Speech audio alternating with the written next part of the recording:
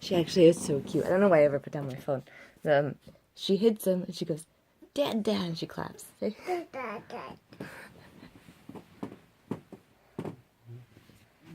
trying to wake him up.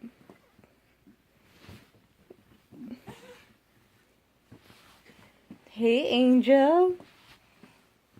Bouncy, bouncy, bouncy bean. Bouncy, bouncy, bouncy girl.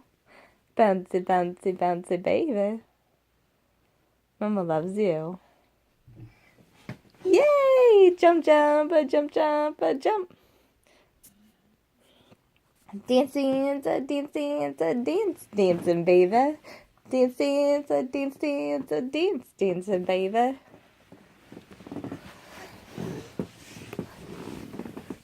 Good morning, Angel. Mama loves you.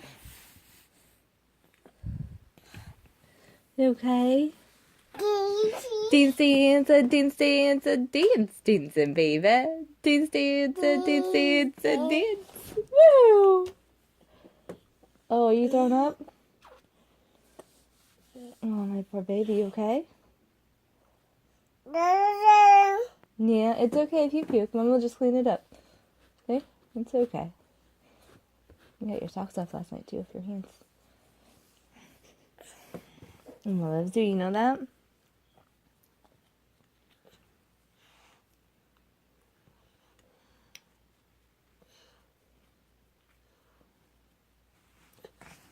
I hope you're not sick, baby. My daughter doesn't really throw up that much. I don't know why she just threw up a little bit. Dance, dance, a dance, dance, a dance, dancing, baby. She usually only slows up and other people hold her, or she's down, or, you know, stuff like that. But if people touch her too much, she just starts crying, she'll throw up on herself. But, you know, besides from that, though, she doesn't usually throw up. I hope she's feeling okay because it's her birthday.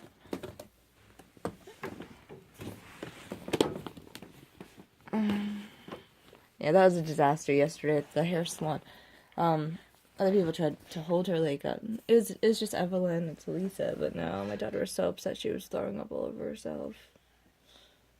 It sucked. I can't do that to her.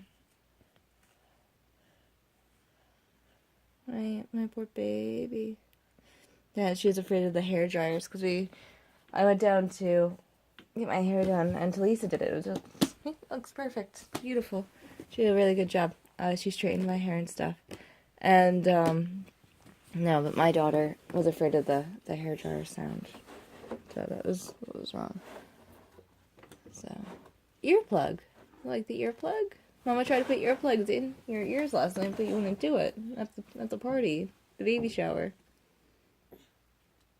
Oh my gosh, these people threw a baby shower. They were really nice people, and they got, like, I saw pack and play, I saw, they got a crib, they got everything, like, everything that you need for a baby. And I told Evelyn, I'm like, she's not going to use any of that stuff, really. She's going to use clothes, diapers, and a boobie. Like, and that's it. And a potty. Well, the way I raised my daughter, I had Karina, I needed clothes. I had cloth diapers, but I like the paper diapers more. I like the paper diapers. Paper diapers or cloth diapers. She's gonna need, you know, to get through the pain of nursing. Maybe a free me pump. That'd be awesome for her because I just got one and I didn't know about it and it's awesome. You know, but we got a lot of stuff for Karina too. We didn't use half of it. My breast fed paper pillow is actually pretty cool. I used that a lot in the beginning to hold Karina up and stuff to where she had to be. But I mean, this lady, there was a lot of people there, and this one person, like before, as we were walking in, like we walked in with a gift, and this other person walked in like 1, 2, 3, 4, 5, 6, 7 bags. He had 7 bags from Toys R Us or Babies R Us, and they were jam packed with stuff. Like each bag had more than one gift in it. And you know, we saw not everything was wrapped. They didn't open gifts at the party. A lot of people don't do that, but you know, they had the floor mat with the baby plaything, and these people have more than one kid, so I mean, they probably have a lot of stuff already. You know, I got invited to another baby shower on the 13th. My girlfriend Rachel, she's having, or it's next week on Saturday, 16th, on the 16th. And, I don't know, dude. She probably has a bunch of baby stuff already. Like, she's looking for glass bottles and a few other things. I'm gonna give her a glass bottle, I think, with a new outfit. Well, new to her outfit. And, hey, baby boy. And if I go, and that's gonna be that, because she's probably swamped in baby items. And then she had a first baby shower where she got a crib and stuff. But she co-slept with her baby, too. And, you know, so... What's her ambering? And, so, I don't think any of us who have kids really need too much stuff. Like, my second kid, depends if I have a girl or a boy, I might need clothes, like, if I have a boy, but... No, like, she has a girl, she's having another girl, so she probably has everything. And her mom had so many kids, she had 7 kids. So, I think they have everything anyway, from the beginning. Because when I went to Rachel's baby shower last year, Lisa had pinned up Rachel's baby clothes on the clothesline. It was really cute. It's like, oh, those are Rachel's. I'm like, okay. So I guess each kid had their own clothes. I don't know.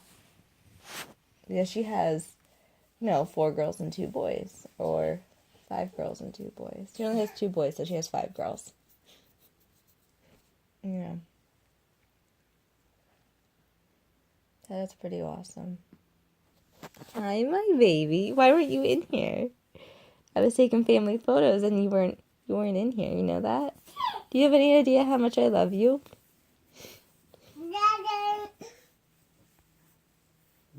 Oh, my baby. Mama has to put you on the potty, Karina.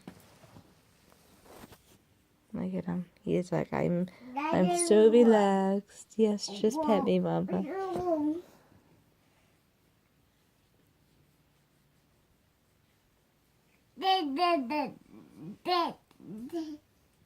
I was watching this cat show yesterday, and these owners, these cats, like, never pet their cat or something. Because, like, the guy's like, oh, just pet him, behind the ears, and rub his ears, and pet his face. And I'm like, oh, they must not pet their babies. Look at that, he became more alert. He is so gentle with my girl. Evelyn has a cat, and, yeah. I know another cat anyway, and, she's not gentle. She's rough. She's rough with my baby because she's not used to a baby. She doesn't understand what a baby is.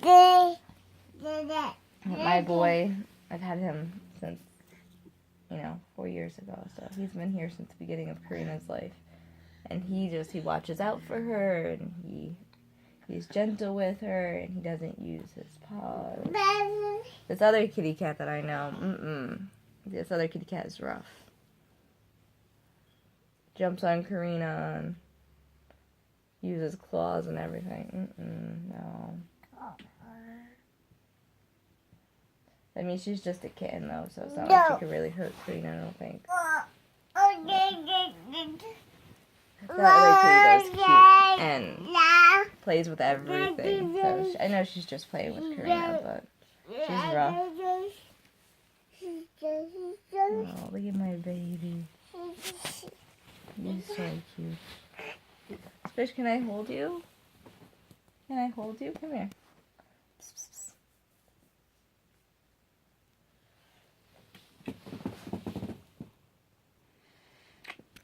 I'm hurrying on some baby. My girl, she's watching us. She's like, what are you doing, mother? I'm loving on the baby boy.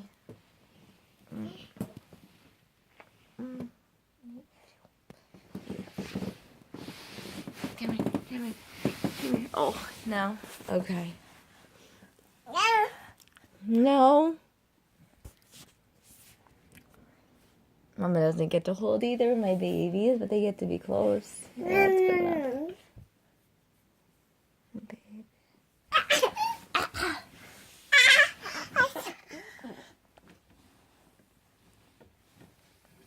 My baby, Mama loves you.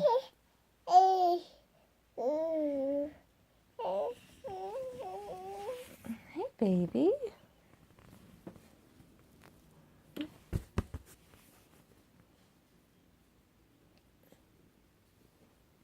Aww. Be gentle with Squish, Karina. Ouch! Give me that. You stabbed Mama in the foot with it. Aww, look at my baby.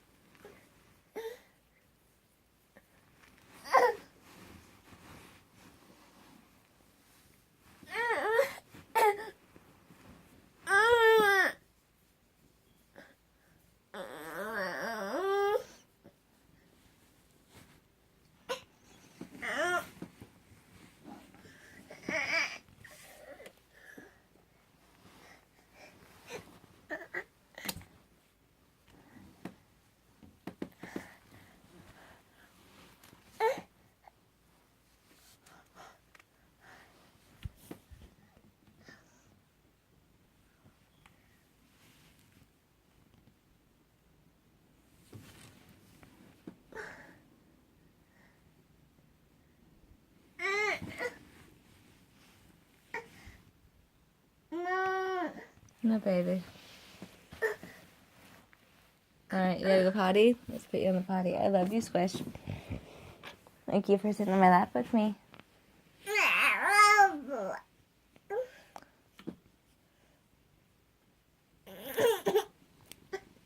Sorry, baby. Aw.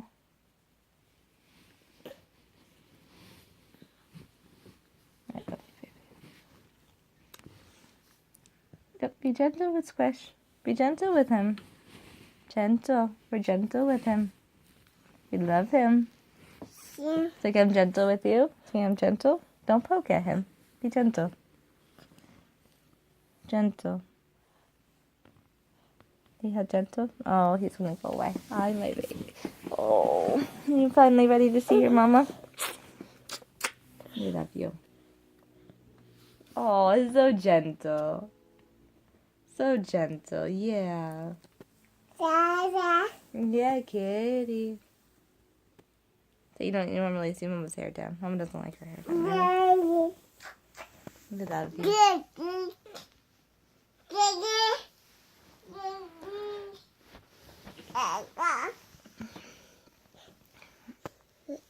Oh, I love you, baby. Happy birthday to you. Happy birthday to you. Happy birthday, dear Karina. Happy birthday to you. You are turning 1. This is gonna be so much fun. It was like you were just born in my arms, and I caught you when I caught you at the birthing center. And now you are turning 1. We're gonna go on new adventures. We're going to explore this land that I brought you in. And it's going to be so much fun now that you are turning 1. But you are still my little baby girl for another year. When you turn 2, you will be on even more adventures than we are from here. You are my little baby, and I love you. I couldn't imagine my life without you. I love you, baby. Aww, my honey. Oh. Oh, Oh, you're giving Mama so much love this morning. Are you feeling okay? I love you, baby. Oh yeah, you want the kitten?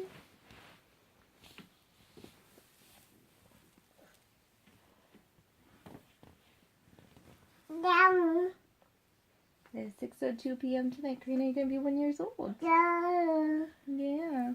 Mama was pregnant with you today.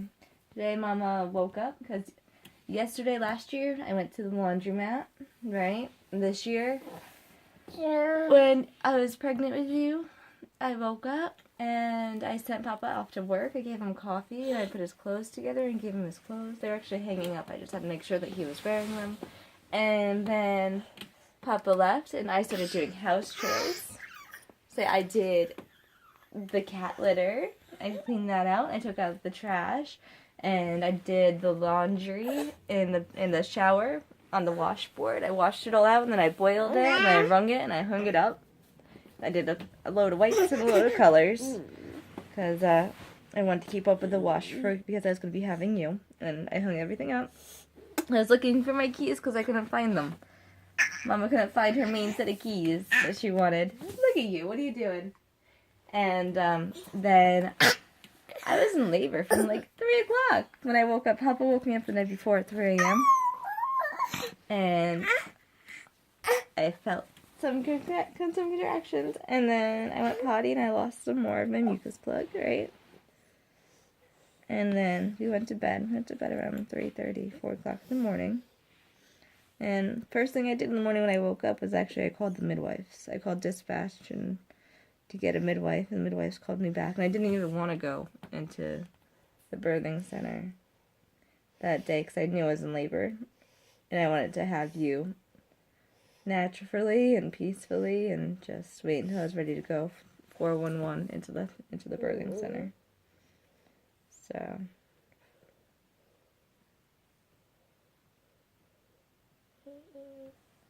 right, that's continual contractions for 4 hours long.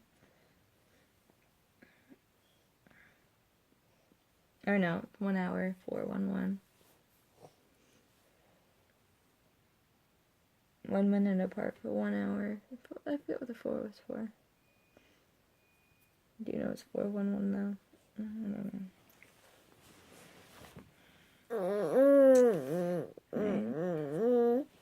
And Papa called me and he was like, I hope you're not going anywhere today. He's like, I have your keys. This was after I did all this stuff. I took out the trash and I did the laundry. And I was eating oatmeal throughout my day. And I had a bowl of blueberry flax organic cereal. It was good. And let's see. Yeah, Papa came home. And we grabbed your car seat. So I'm like, I don't really know. I don't think this is it. I thought this was Braxton Hicks. And, so I kept trying to get on my appointments and stuff. And I went to the ultrasound. I did the NST first. I went to the ultrasound. I went back. No, I didn't. I went to the ultrasound place first. Because they wanted to take a look at you because I was overdue. Make sure that my fluid and stuff was good. And it was. I told them it was. I wasn't leaking. I knew I wasn't. And after the ultrasound, we went to do an NST because Mama had high blood pressure. She had white coat syndrome. And talked to Amber on the phone. And, no big deal. And then I went to my appointment, and they asked me if they could check me. It was the very first time I ever got checked. I'm like, yeah, because I'm having some contractions. You could check me. So, and they checked me, and they're like, oh my gosh, you're 6 centimeters long. And Melissa was like, oh, I think I'm wrong. They go get a second opinion. Because Mama wasn't showing any signs of pain. And so they went, and they got Alexandria. She checked me, and she was like, oh no. I believe her name was Melissa. She's like, oh no, Melissa, you're right. She is. And they looked at me like I was crazy because I wasn't in pain yet. And, 6 centimeters. You only need to get to 10. So 6, 7, 8, 9, 10, right? and your head was 13, so I remember ripped 13 centimeters and I got to 10. And anyway, so I asked if, you know, we were going home to get the rest of my stuff, and James was like, I'll be right back. And they're like, you guys aren't going to make it home and back.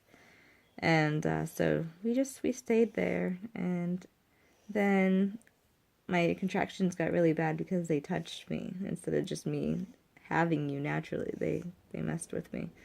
I shouldn't have let them check me, honestly. If I, next year, like I'm having a baby in a year. Next time, I'm not going to let them check me with their hands, because that hurt. That progressed my labor too much, too fast. I didn't like that. But,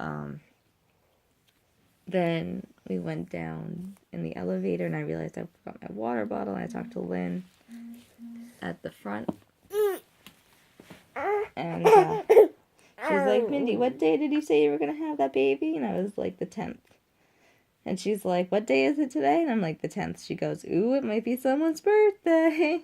And I'm like, yep, it might be.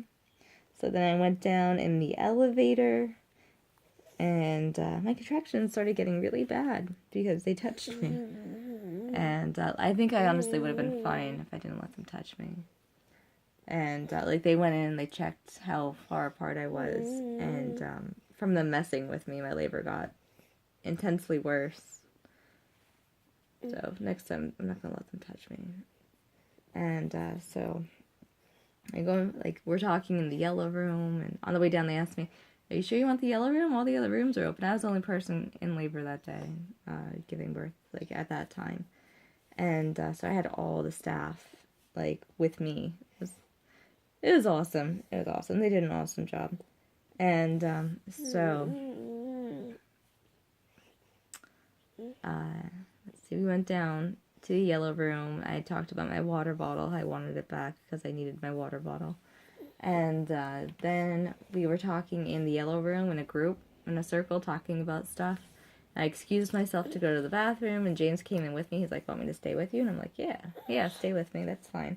So I was trying to go to the bathroom, and I was watching the tub, and I'm like, James, go and ask her if I could have, like, you know, a bath, because I'm not going to get another chance besides from right now to get into the water, and I really like the water, and I thought that would relax me a lot. And so James did, and then Anne came in, she turned on the water, and she let me go into, like, they have these bigger bathtubs than normal there. And so I got into the bathtub, and, you know, moving around a little bit, and they're checking, you know, Karina and stuff every once in a while while I'm in the bathtub. While, as I'm having a contraction, they're checking her. Make sure that her heart rate and stuff is going up and not down. And it was. And she was doing perfect, and I was doing perfect. And,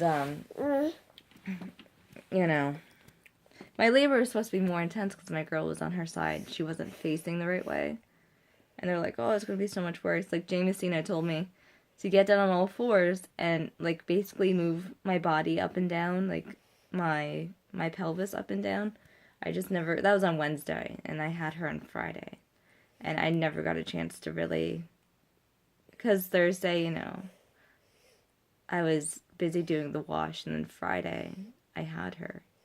And I was still busy doing stuff, and I was busy from the time I left Jamesina to the time I had her.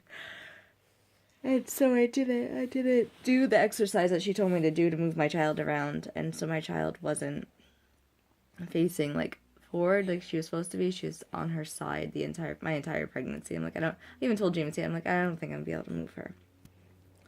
And anyways, so I'm in the bathtub, James is with me, and then I start pinching myself on the arms and stuff, so that this way my pain sensors, because you have an ABC pain sensory in your body, would move around a little bit, you know, because I was in some pain.